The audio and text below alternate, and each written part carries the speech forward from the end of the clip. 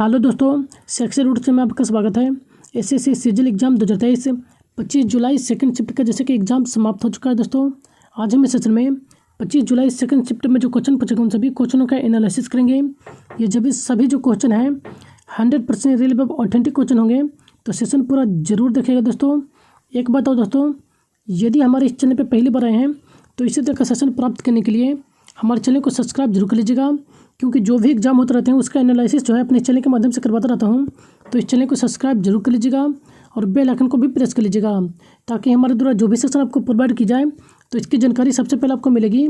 तो bell icon को भी जरूर प्रेस कर लीजिएगा और अपने दोस्तों के साथ भी शेयर कीजिए, ताकि इसका सभी बेनिफिट उठा सकें। तो चलिए सेशन को शुरू करते हैं। क्वेश्चन जो पूछा गया था कि राउत नाच जो है लोक नृत्य निम्नलिखित में से किस राज्य से संबंधित है।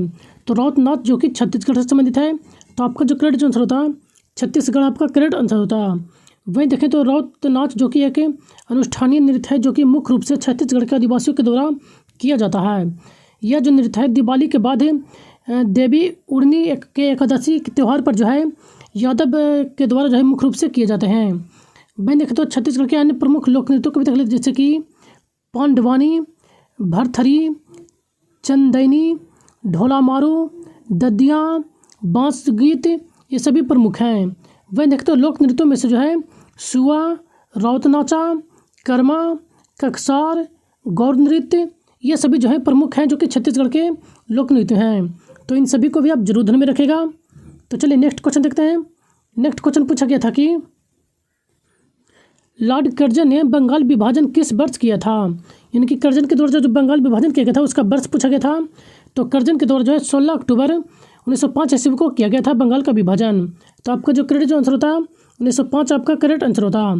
वहीं देखें तो लॉर्ड कर्जन के द्वारा जो है 20 जुलाई 1905 ईस्वी को बंगाल विभाजन की घोषणा की गई थी, और यह जो है 16 अक्टूबर 1905 ईस्वी को जो है प्रभावी हुआ था। बंगाल विभाजन के विरोध में जो है स्वदेशी आंदोलन की शुरुआत हुई थी, एवं बंगाल विभाजन का अंत जो है 1911 ईस्वी को जो है लॉर्ड हार्डिंग के द्वारा कर दिया गया था। यानी कि बंगाल विभाजन का जो अंत है वह 1911 ईस्वी में लॉर्ड हार्डिंग के द्वारा किया गया था। वहीं देखें तो लॉर्ड लिटन के जो कि वाइसरॉय थे, जिन्होंने 1978 ईस्वी में बर्नाकुलस प्रेस एक्ट को समाप्त किए थे। बर्नाकुलस प्रेस एक्ट जो कि प्रेस के द्वारा पर एक्ट लगाया गया था। नेक्स्ट तो भारत के जो प्रथम जो गवर्नर जनरल थे वह लॉर्ड विलियम बेंटिक थे, जबकि भारत के प्रथम जो यदि पूछा जाए वाइसरॉय तो लॉर्ड कैनिंग थे, जो कि पहले वाइसरॉय जबकि अंतिम गवर्नर जनरल थे।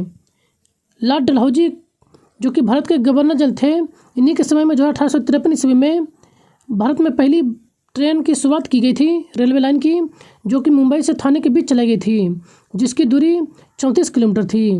तो इन सारे फैक्ट को आप जरूर ध्यान में रखिएगा। नेक्स्ट क्वेश्चन पूछा गया था कि निम्न में से संतूर वाद्य यंत्र कौन प्रयोग करते हैं। यानी कि संतूर वादक के बारे में पूछा गया था। यहाँ टाइपिंग मिस्टेक हो गया थोड़ा, यहाँ पर जो है करेक्ट जो इसका आंसर होगा पंडित शिव कुमार शर्मा आपका करेक्ट आंसर होता, क्योंकि पंडित शिव कुमार शर्मा आपके ऑप्शन में दिए गए थे, तो पंडित शिव कुमार शर्मा आपका करेक्ट आंसर होता। वहीं देखें तो संगीत नाटक पुरस्कार जो इनको जो है 1986 में और पद्मश्री पुरस्कार 1991 में, पद्म विभूषण पुरस्कार से भी सम्मानित किया जा चुका है पंडित शिव कुमार शर्मा को। वहीं देखें तो भारत के प्रसिद्ध संतूर वादकों के नाम देखें तो शिव कुमार शर्मा, रुस्तम सुपोरी, वर्ष अग्रवाल, तरुण भट्टाचार्य, ये सभी जो है प्रसिद्ध संतूर वादक हैं। वहीं देखें तो उस्ताद जाकिर हुसैन जो कि प्रसिद्ध भारतीय तबला वादक हैं, प्रसिद्ध भारतीय तबला वादक जो कि उस्ताद जाकिर हुसैन हैं। नेक्स्ट देखें तो बिस्मिल्लाह खां जो कि मशहूर शहनाई वादक हैं, यानी कि प्रसिद्ध जो शहनाई वादक हैं वह बिस्मिल्लाह खां हैं, जो कि एक भारतीय संगीतकार भी हैं। पंडित से भीमसेन जोशी जो कि कर्नाटक के सबसे महान भारतीय गायकों में से एक हैं, भीम कुमार जोशी। तो इन सारे फैक्ट को जरूर ध्यान में रखिएगा। नेक्स्ट क्वेश्चन पूछा गया था कि भारतीय संविधान में कितने अनुच्छेद या अनुसूची थे। यानी कि अनुच्छेद या अनुसूची के बारे में पूछा गया था। ये कन्फर्म तो नहीं मिल पाए थे, लेकिन इनसे क्वेश्चन एक पूछे गए थे। तो चलिए इन्हें आपको बता देता हूँ। यदि मूल संविधान में देखा जाए तो 395 अनुच्छेद थे, 22 भाग एवं 8 अनुसूचियाँ थी। तो आप देख लीजिएगा कि आपके कौन से क्वेश्चन पूछे गए थे। वहीं देखें तो भारतीय संविधान के वर्तमान समय में जो है केवल 470 अनुच्छेद, 12 अनुसूची और 25 भाग हैं। तो आप इन सभी को ध्यान में रखिएगा। मूल रूप से देखा जाए तो 395 ही अनुच्छेद हैं, लेकिन अनुच्छेद जैसे 41 का एक, 41 का बी, इसी तरह से जो है अनुच्छेद बढ़कर जो है कुल 470 हो चुके हैं। तो चलिए नेक्स्ट क्वेश्चन देखते हैं। नेक्स्ट क्वेश्चन पूछा गया था कि हाल ही में मुख्य चुनाव आयुक्त किसे नियुक्त किया गया है, यानी कि बनाया गया है। तो राजीव कुमार आपका करेक्ट आंसर होता। राजीव कुमार जो कि मुख्य चुनाव आयुक्त के पद पर अभी वर्तमान में स्थित हैं। वहीं देखें तो इनको जो है 15 मई 2022 ईस्वी को अपने पद को धारण किए थे, जो कि 25वें मुख्य चुनाव आयुक्त हैं। इनका क्रम भी ध्यान में रखेगा, क्योंकि कई बार एग्जाम में जो है क्रम भी पूछ लिए जाते हैं। नेक्स्ट देखें तो भारत के चुनाव आयोग के बारे में शक्ति का जो वर्णन है भारतीय संविधान के अनुच्छेद 324 में किया गया है। पहले मुख्य चुनाव आयुक्त जो थे वह सुकुमार सेन थे। तो इन सारे फैक्ट को आप जरूर ध्यान में रखेगा। नेक्स्ट क्वेश्चन पूछा गया था कि अक्टूबर 2022 में भारत के महान्यायवादी कौन बनाए गए थे, यानी कि अक्टूबर 2022 में जो है भारत के महान्यायवादी के पद पर किनको नियुक्त किया गया था। तो आर वेंकटी रमन आपका करेक्ट आंसर होता। इनको जो है भारत का न्यायवादी के रूप में नियुक्त किया गया था अक्टूबर 2022 में। ये जो थे 16वें अटॉर्नी जनरल ऑफ इंडिया थे। तो आप इन्हें भी जरूर ध्यान में रखेगा इनका क्रम, क्योंकि क्रम भी बहुत बार एग्जाम में पूछा जा चुका है। तो इनका जो क्रम था 16वां था।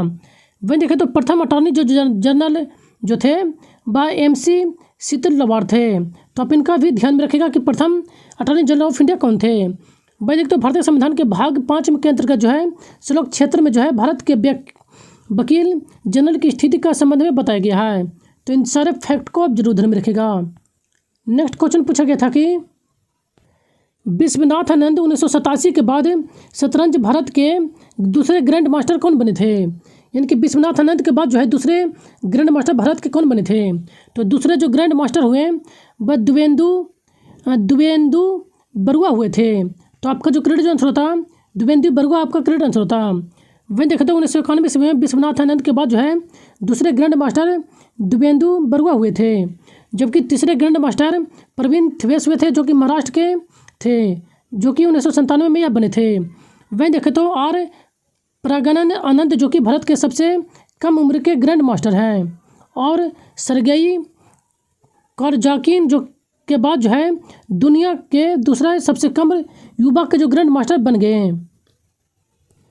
यानी कि देखा जाए तो सरगाई जो कारजाकिन ये जो कि दुनिया के दूसरे सबसे युवा ग्रैंड मास्टर बने थे। वहीं देखें तो भारत के 22वें ग्रैंड मास्टर जो कि तेलंगाना के पुपला प्रवीण हैं। तो इन सारे फैक्ट को आप जरूर ध्यान में रखिएगा।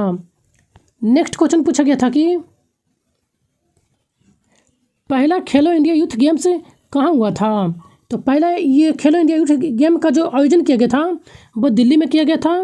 तो आपका जो क्रेडिट आंसर होता दिल्ली आपका क्रेडिट आंसर होता। वहीं देखें तो जनवरी 2018 ईस्वी को दिल्ली में खेलो इंडिया यूथ गेम्स का पहला संस्करण का आयोजन किया गया था।